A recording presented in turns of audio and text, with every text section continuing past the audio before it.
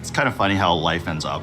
I actually believe AI is a really good tool. Bobby Kotick and his henchmen hired me to work in this otherwise empty room on Warcraft 3 because he was confident in my ability to focus on Warcraft 3 as an esport rather than a creative platform for custom games. Because of my love for AI, and because Warcraft 3 had already been replaced by a stupid web page, I partnered with the Microsoft ChatGPT division, and I asked ChatGPT a bunch of questions about how to upgrade the JavaScript file that compiles into Warcraft 3 so that I could make the menu portion of the web page on the right-hand side instead of the left.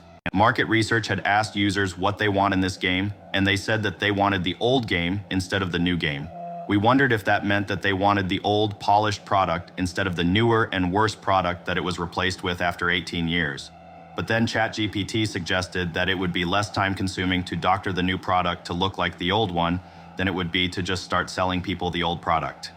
After I was done doctoring the web page, ChatGPT wrote me an awesome piece of Python code that basically says, for every file in the Warcraft 3 game, we upscale that file.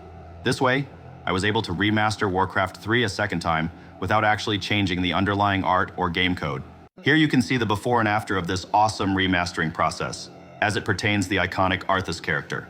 Once my Python script had remastered all of the files in the game for me, I had ChatGPT duplicate the slider bar that toggles between Classic and Reforged, so that players can toggle each type of object in the game independently, based on whether they want the Reforged or Classic model file. However, some model files only have a Reforged version, so those files will ignore the user choice. This bridge, or the Elven Walls, are an example of that. My hope is that because the Reforged campaign includes a bunch of carefully made changes, that if I swap all the model files in that campaign to the old Classic ones with the AI upscaled textures, that it will all just blend together and look and feel okay. You might have seen Arthas Moon walking onto the camera just now. Please ignore that. The Reforged model had a slow walk animation, but the old Classic model does not.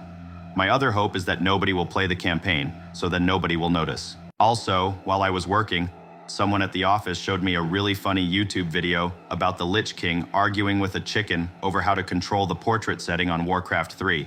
So, I decided I would just wing it and change the entire system for how the game decides unit portrait faces based on the funny YouTube video. I'm hopeful that this will not negatively impact custom games, but I don't care, so I didn't test more than 1 or 2 custom maps.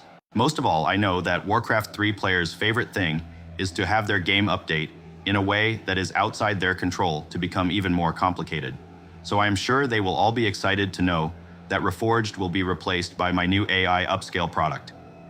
It will not be a separate product from Reforged to buy independently. That way, I do not make as much money, and anyone who is building content on Reforged will have their custom maps break, so that they will know the pain of the people who were making classic maps in 2020, who suffered to bring them the Reforged in the first place. Last but not least, if you think it sounds like my voice is AI generated, there is no need to worry. In the same way that it is perfectly morally acceptable for me to write over a Warcraft 3 player's beloved game installation on their computer with an AI modified version, it is likewise perfectly morally acceptable for a troll on the internet to have replaced my voice during this Warcraft Direct presentation with an AI generated version, giving an enhanced version of my original presentation.